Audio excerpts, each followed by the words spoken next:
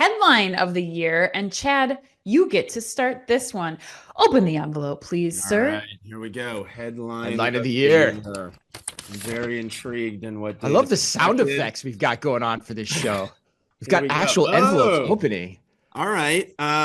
Interesting. Okay, so U.S. retail store closures up almost 70% this year. Wow. Oh, Yeah, kind of like a collection of headlines versus a singular one. Yeah, this year has had an alarming number of retailers continue to de-store in the U.S. According to Coresight, which was footnoted on this envelope, right? There's been over thank you. 7,100 store closures through end of November. That's up, almost 70% versus last year. 45 retailers have filed for bankruptcy. There were 25 last year.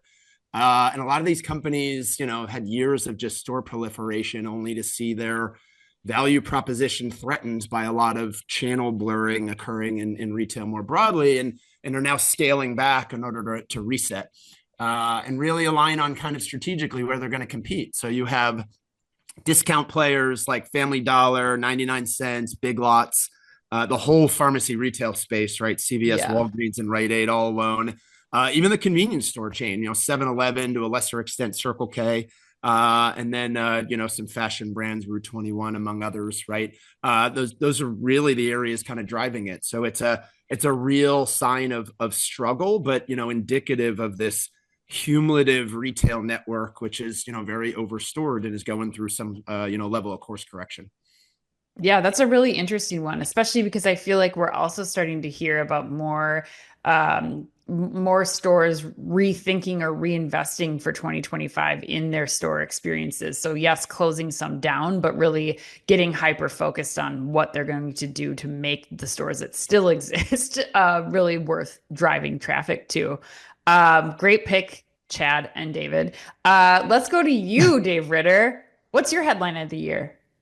My headline of the year is that Walgreens is in talks to sell itself to private equity firm Sycamore. Ooh, it's a good Tell one. us more. Why? About a decade ago, Walgreens was worth $100 billion and had Jesus. 12,000 stores. Earlier this year, they announced that over a quarter of its stores are unprofitable. Between headwinds from PBMs and slowing retail sales, its stock has slid 70%.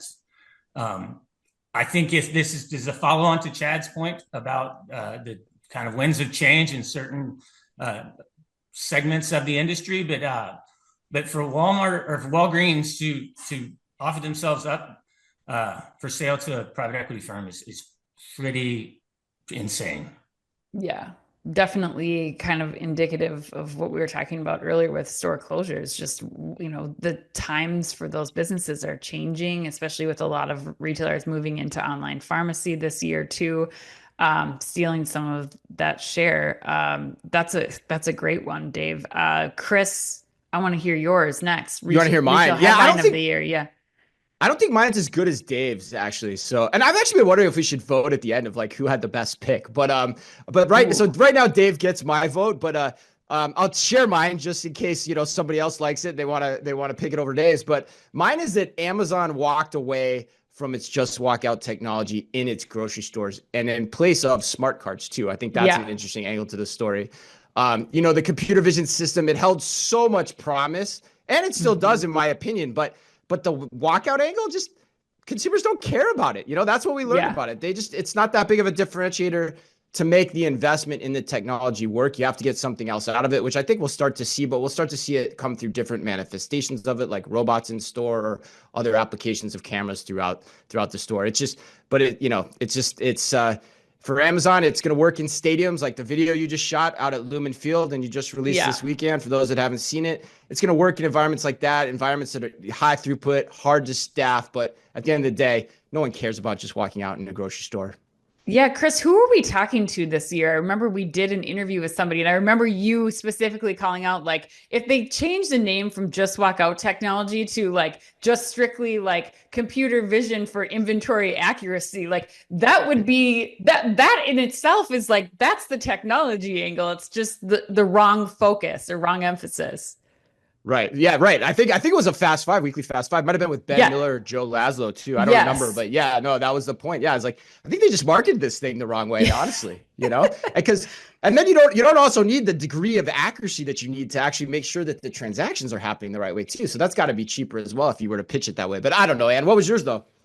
Well, no one's going to be shocked if they've ever listened to our show on my retail headline of the year, because it is the Google shopping updates. I think that this is a huge thing because it's changing the way that I think we saw this year the beginning of a waterfall of events that change how we start shopping and how we search for products online.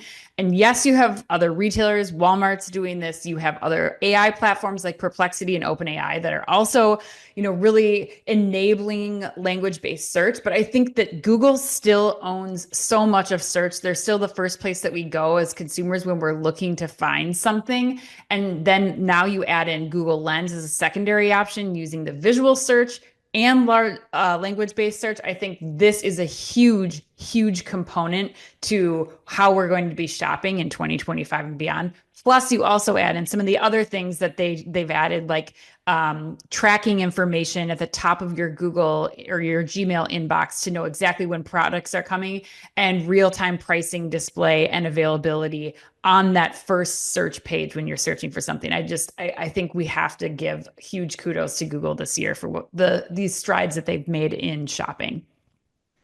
All right. So that's a pretty good one too. I think it's between David and Chad. You get the tiebreaker here. Who wins retail headline of the year? Ann always wins. Ann always wins. Yeah. The thing I love about my partner, she's nothing if not dyed in the wool consistent with what she loves and talks about. So